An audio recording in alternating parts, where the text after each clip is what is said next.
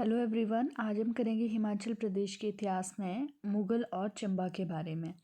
अकबर ने अपने वित्त मंत्री टोडरमल को कांगड़ा पर आक्रमण करने के लिए भेजा। इस प्रक्रिया में चंबा ने रिहलू, चड़ी और घरोल क्षेत्रों को खो दिया। अकबर का समकालीन चंबा का राजा प्रताप सिंह वर्मन मुगलों का वफादार था। धलोक डलहौजी के पास की लड़ाई राजा जनार्दन चंबा और राजा जगत सिंह के बीच 1623 में हुई।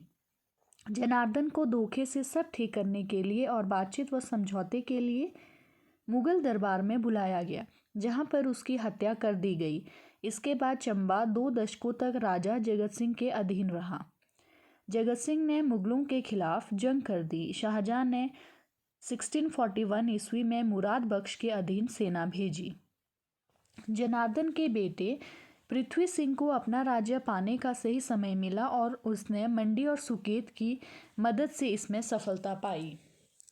औरंगजेब के समकालीन राजा छतर सिंह ने चंबा राज्य के सभी मंदिरों को नष्ट करने के शाही हुक्म को मानने से इनकार कर दिया था। उसने मिर्जा बेग के अधीन मुगल सेना के खिलाफ सभी पहाड़ी मुखियों को इकट्ठा किया और जीत हासिल की।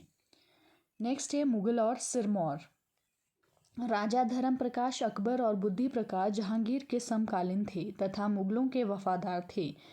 राजा मंदाता प्रकाश ने गढ़वाल मुखिया के विरुद्ध शाहजहां की सेना का समर्थन किया।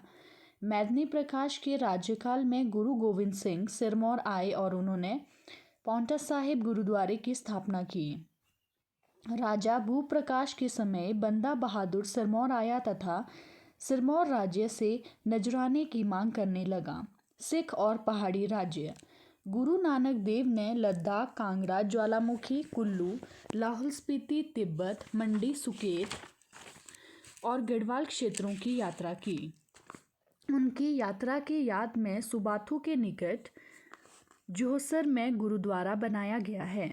5वें गुरु अर्जुन देव ने हरि मंदिर साहिब का निर्माण कार्य पूरा करने के लिए भाई कल्याण को पहाड़ी राज्यों से पैसे इकट्ठे करने के लिए भेजा था।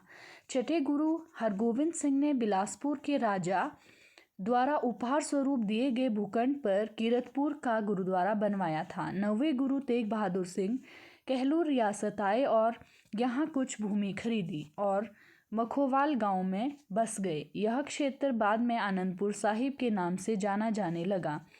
10वें गुरु गोविंद सिंह ने 13 अप्रैल 1699 को आनंदपुर साहिब में खालसा की स्थापना की। कहलूर के राजा भीम सिंह ने 1686 ईस्वी में पांवटा साहिब के भंगानी में गुरु गोविंद सिंह से लड़ाई लड़ी, जिसमें गुरु गोविंद सिंह की जीत हुई। हिंदूर का राजा हरिचंद गुरु गोविंद सिंह के तीर से मारा गया था। इस युद्ध का मुख्य कारण एक छोटा सफ़ेद हाथी था जो गुरु को असम के रतन राय ने उपहार में दिया था। भीमचंद ने उस हाथी को गुरु गोविंद सिंह से मांगा, जिसके लिए गुरु गोविंद सिंह ने इनकार कर दिया। इन लड़ाइयों का वर्णन गुरु गोविंद सिंह की आत्मकथा विचित्र नाटक से मिलता है। गुरु गोविंद सिंह की आत्मकथा का नाम क्या है? विचित्र नाटक। नेक्स्ट है बंदा बहादुर और पहाड़ी राज्य। मुगल सम्राट बहादुर शाह ने बंदा को वश में करने के लिए अमीन खान को भेजा। बंदा लोहगढ़ से भाग निकला और सिरमौर के राजा भूप प्रकाश के शासन के दौरान सिरमौर में शरण ले ली। बंदा बहादुर के आक्रमण का सामना करने वाला पहाड़ी राज्य कहलूर था। इस आक्रमण ने सभी पहाड़ी रियासतों को डरा दिया और उन्होंने बंदा बहादुर को नजराना देना शुरू कर दिया तथा उनके प्रति वफादारी भी सुनिश्चित की। फर्रुखसियार ने अब्द समाद खान के अधीन बंदा को सजा देने के लिए सेना भेजी। उसे पकड़कर 1716 ईस्वी में बंदा को फांसी दे दी गई। सन 1759 ईस्वी में अहमद शाह दुर्रानी ने घमंड चंद को जालंधर का राज्यपाल नियुक्त कर दिया। उसने जस्सा सिंह रामगढ़िया को हराया, परंतु बाद में उसे जस्सा सिंह रामगढ़िया और जय सिंह कन्हैया का संयुक्त आक्रमण झेलना पड़ा। 1781-82 में संसार चंद ने मुगलों से नगरकोट किले को वापस लेने के लिए जय सिंह कन्हैया से प्रार्थना की। 1783 ईस्वी में उन्होंने किले पर विजय प्राप्त की, परंतु जय सिंह ने 1787 ईस्वी तक किले को संसार चंद को सौंपने में आनाकानी की। संसार चंद को किला प्राप्त करने के लिए एक अन्य सिख नेता से जयसिंह पर दबाव बनवाना पड़ा तथा 1787 में किला संसार चंद के पास आ गया। गोरखा और पहाड़ी राज्य। सिरमौर का राजा करम प्रकाश 1793-1814 एक अनुभवहीन शासक था। हिंदूर के राजा रामसरन सिंह ने सिरमौर के आंतरिक मामलों में दखल देना शुरू कर दिया। अजीत सिंह और कृष्ण सिंह दो अधिकारियों ने राजा के भाई कंवर रतन सिंह को सिंहासन पर कब्जा करने की सलाह दी तथा करम प्रकाश व रतन सिंह के मध्य लड़ाई हुई, जिसमें दोनों अधिकारियों ने रतन सिंह का साथ दिया। इस लड़ाई में चोलू मियाँ नाम का एक व्यक्ति, जो देखने में राजा की तरह था, मारा गया और अफवाह उड़ी कि राजा मारा गया। इस बात का फायदा उठाकर राजा भागने में सफल हुआ और उसने अपना सिंहासन पाने के लिए गोरखों से मदद मांगी। अमर सिंह थापा ने भक्ति थापा के नेतृत्व में सेना भेजी, परंतु हिंदूर के राजा ने 1804 में सेना को वापस खदेड़ दिया। अमर सिंह थापा ने एक और प्रयास किया। इस बार अमर सिंह थापा खुद सेना लेकर आया और कंवर रतन सिंह को खदेड़ दिया। सिंहासन राजा करम प्रकाश को सौंपकर वह अमर सिंह थापा के हाथों की कठपुतली बनकर रह गया। इसी दौरान राजा राम सरन हिंदूर और राजा संसार चंद कांगड़ा एक हो गए और कहलूर के राजा महान चंद पर आक्रमण कर दिया। राजा महान चंद के साथ साथ अन्य पहाड़ी राजा भी संसार चंद से डरने लगे और उन्होंने अमर सिंह थापा की सेना बुला ली, जो 1804 में पहुंची। 1806 में कांगड़ा सेना को गोरखों ने महल मौर्य स्थान पर हरा दिया। राजा संसार चंद पहले टीरा सुजानपुर में रहा, बाद में कांगड़ा किले में शरण ली।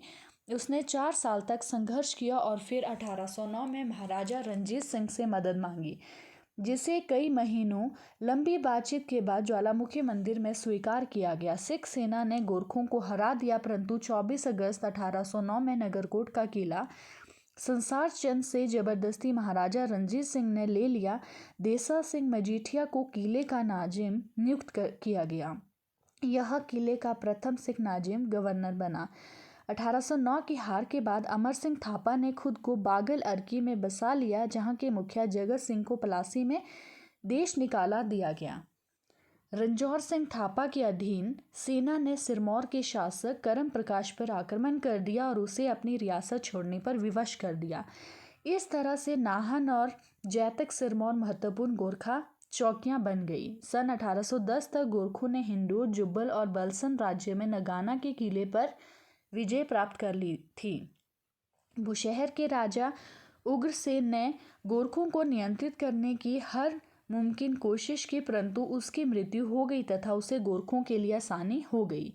उसका वंश उत्तराधिकारी महेंद्र सिंह नाबालिग था, जो अपने वजीर और राजमाता के साथ घने जंगल में भाग गया। अमर सिंह थापा ने 1812 में कुछ राज्य छोड़ दिया और राजा को उत्तरी सरहान पर्वत और सतलुज पार का शासन दे दिया, परंतु बदले में 12,000 वार्षिक भुगतान की शर्त रखी। अब यमुना और सतलुज के बीच वाले क्षेत्र पर गोरखों का पूर्ण नियंत्रण था।